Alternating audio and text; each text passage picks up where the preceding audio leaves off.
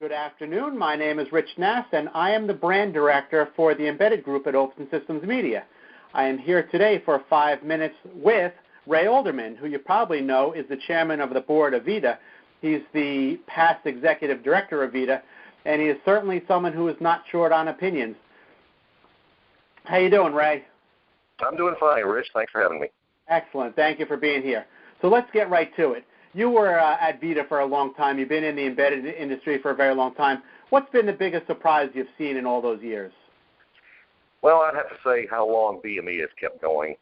It's astonishing what it's done compared to the other architectures that have come and gone. But they were all flawed from some perspective. Most of them were synchronous, and all synchronous architectures, synchronous interconnects. As they upgrade the frequency, the connectors change, the protocol stacks change, the software changes. But VME has just kept going. It's like the bunny, the battery bunny, whatever his name was. It just keeps on going, and it's still going to keep on going. It's still the only real-time architecture out there. It's still the only one that can offer the appropriate types of upgrades and the types of performance that kinds of complex systems in the future will need. So I'd have to say the longevity of VME. It is pretty astounding how an architecture has survived for so long. I mean, there's been different variations of PCI, but not one architecture that's just been, that rock solid for so long. I guess that's a testament to the guys who wrote it right from the beginning. Yes, they did. They did the right things at the beginning. It was asynchronous and not synchronous, and it left the mechanisms or the hooks there for us to be able to upgrade it through the years, from VME 32 to VME 64 to adding high-speed serial interconnects. And the other thing is it maintains the continuity of older I/O cards and the older software. So there's a lot of legacy stuff that contributes to why VME is still around today and will be for a long, long time. There you go. Great. Okay, so let's shift gears and get into something a little more personal. If you were not in the electronics engineering industry, what would you be doing?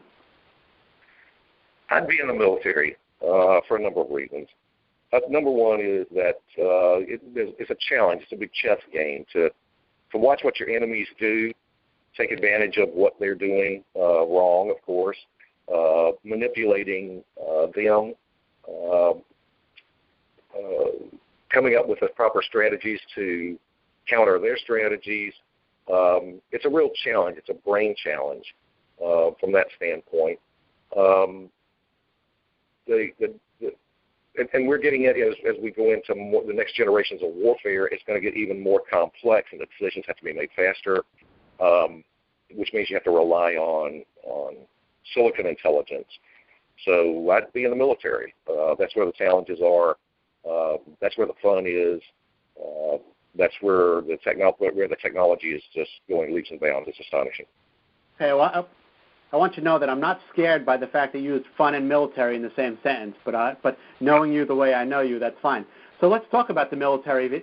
We have another 2 or 3 minutes left. Everybody complains about the oversight in spending and all that other stuff and the technology that's used in the military. What are some of the things you do differently if you were, I won't say running the military, but in charge of the technology sector of the military? Well, the military used to drive the technology industry for many years. At the beginning of semiconductors, the Navy was the first ones to start, to really drive the use of computers. IBM built those computers for them. So the military drove the technology advancements for many years, and then, of course, consumer and many other things, telecom, took over as the driving forces. And then that's why, of course, we had to go to the COTS initiative. The semiconductor guys, the components guys, were not willing to build military-grade components, so we had to shift to COTS, which has been, that has really increased the capabilities of the military to use the technology. But we're still hamstrung in a number of areas. The commercial types of architecture like PCI Express, which is a real dog, the architectures have been more done from a cost standpoint. They don't care much about real time. Whereas the military does. So we've had to adapt many of the commercial technologies, and it's retarding us. We need much greater bandwidth. We need much greater processing power, but we're kind of stuck here. What the military has done, since they haven't driven the hardware side, is that they're driving the software side. The algorithms that we're using in radar and sonar and signal intelligence and electronic warfare are just absolutely astonishing. They are magic. And the more processing power we get and the more bandwidth we get when we go to optical, these systems are going to be truly magic. Well, that makes a lot of sense, and I agree with you, which didn't always happen in the past. Well, that was 5 minutes with Ray Alderman, and I want to thank you, Ray, for your time. Thank you very much. You're welcome. Thank you.